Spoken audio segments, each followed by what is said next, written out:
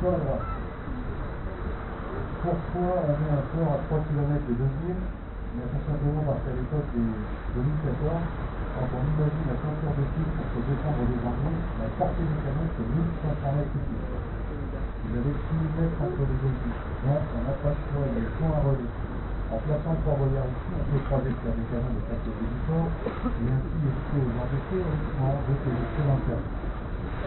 Le Fort Boyard va être construit sur un banc de sable qu'on appelle la longe de Boyard. Pour construire le fort, on va d'abord enterrer le banc de sable. On va bien laisser déverser des milliers de tonnes de terre, l'équivalent en volume à 3 de ciment de baril à peu près.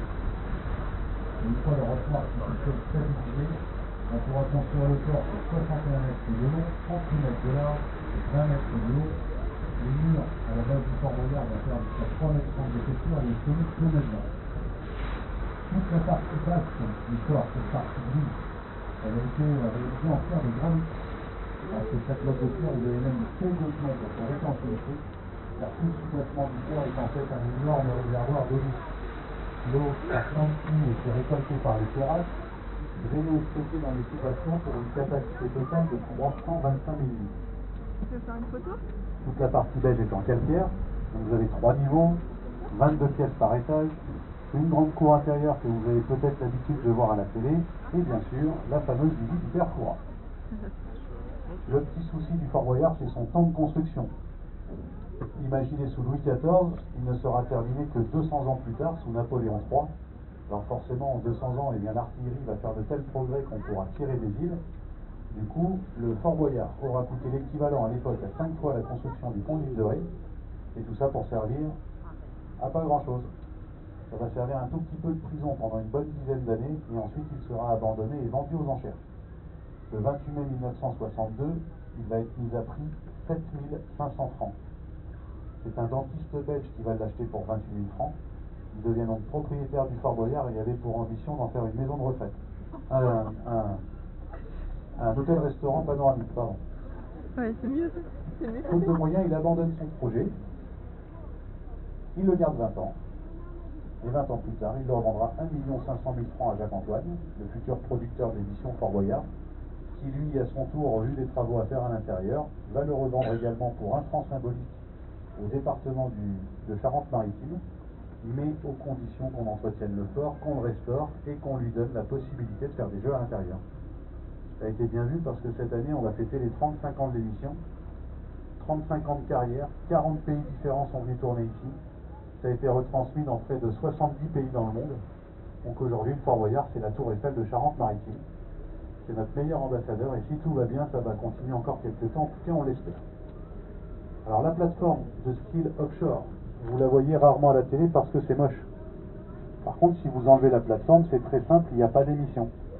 C'est uniquement grâce à elle qu'on peut accoster le long des deux piles extérieures et c'est ensuite à l'aide de la grue et de la nacelle de corde que l'on débarque tous les jours pendant les tournages 200 personnes. Pour faire une émission, on emmène 200 personnes le matin à partir de 7h30 et on ramène tout le monde le soir, il est généralement aux alentours de minuit. Donc une saison complète Fort Boyard, c'est ouverture des portes le 15 mars, environ. On a 1 mois et demi de préparatifs à l'intérieur avec une centaine de personnes pour tout remettre en place. Donc ça veut dire décor, câblage et projecteurs. Une fois que tout est prêt, on envoie les premiers candidats. Généralement, c'est les Français qui arrivent les premiers.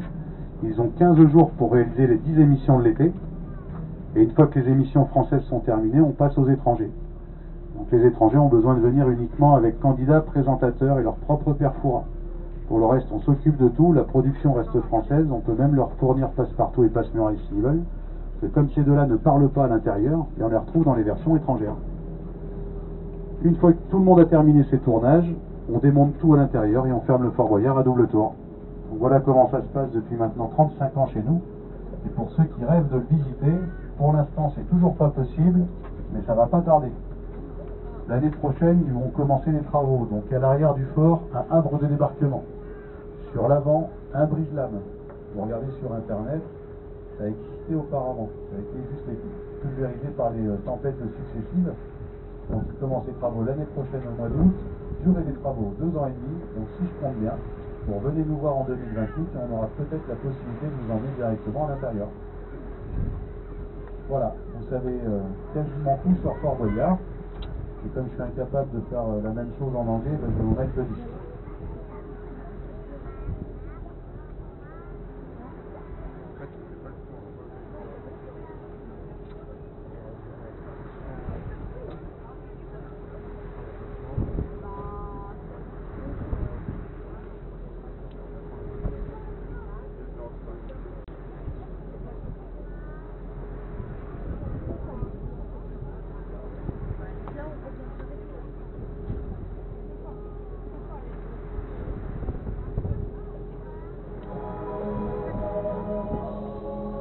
only took 20 years to build Fort Boyard in the mid-19th century, but for the following 200 years, it lived through nothing but fierce struggles and successive periods of abandonment. This was mainly due to the lack of resources, the riskiness of the weather, political conflicts, and naval battles. The original idea was to obstruct the entrance to the Charente estuary to prevent enemy ships from approaching the Rochefort military arsenal. However, the artillery had progressed in the meantime, and gun batteries could fire from the mainland, making Fort Boyard's presence unnecessary even before the end of its construction. It was then used as a prison and as a movie set before being abandoned, then eventually sold to the Charente-Maritime Departmental Council. After this, in the 1990s, it became the international star of the game show Fort Boyard. Today, a completely self-sufficient small town buzzes behind its walls, with no fewer than 150 people making use of the platform on stilts every day from May to July. These include the contestants and also the technicians and presenters, who are divided into 35 different trades and produce shows for French and foreign television all over the world. Ouais, je vais pas me les envoyer tout de suite. Là, elles sont sur ma caméra. Throughout the filming season, under the vigilance of the Night Watchman. When it comes to the occupants, however, we could ask who's guarding whom. There are 2 tigers, 100 snakes, the same number of large spiders and scorpions, and hundreds of mice, frogs, lizards, centipedes, worms, and cockroaches. From the end of July, this amazing menagerie returns to private vivariums, while the tigers join other shows on the stages of Puy du Fou or various film sets. This abandoned fort has thus ended up experiencing great adventures and great revenge by becoming the main emblem of the department.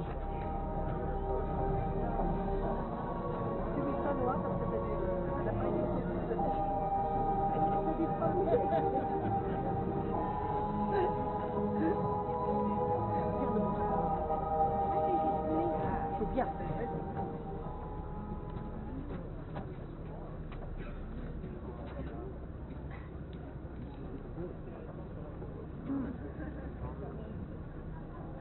Elle est où la salle avec les balles? C'est celle-là, en haut, à la troisième.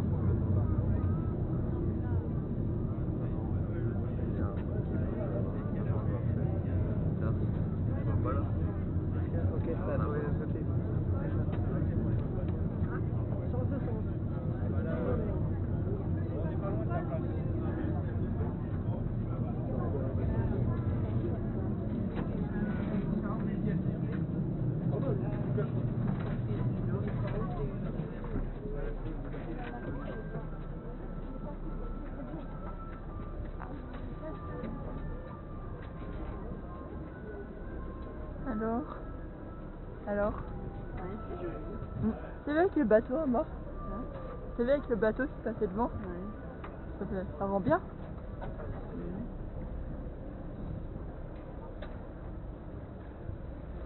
Ça fume toujours là-bas, c'est ça? C'est chaud.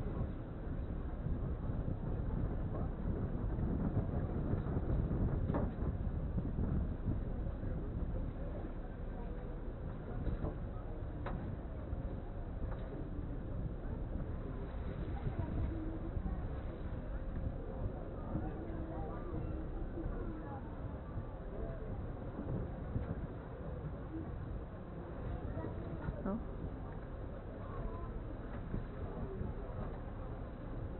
Ils doivent pas être en train de tourner là en ce moment. C'est pas la caméra. C'est pas la caméra.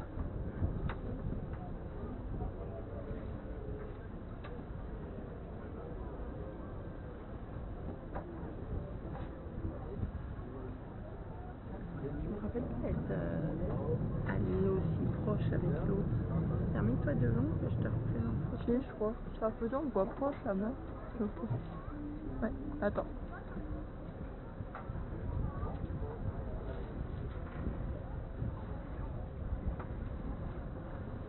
Je connais juste la caméra comme ça me filme toujours. Si ça cadre toujours, là-bas. C'est toujours en train de cadrer.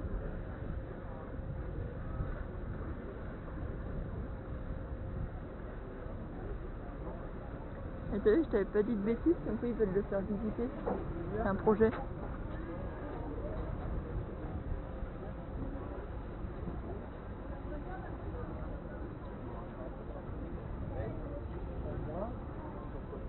Puis Emma, est-ce qu'on était peut-être un peu plus loin parce que les émissions qui tournaient, ils doivent être plus loin. Ils l'ont toujours ça.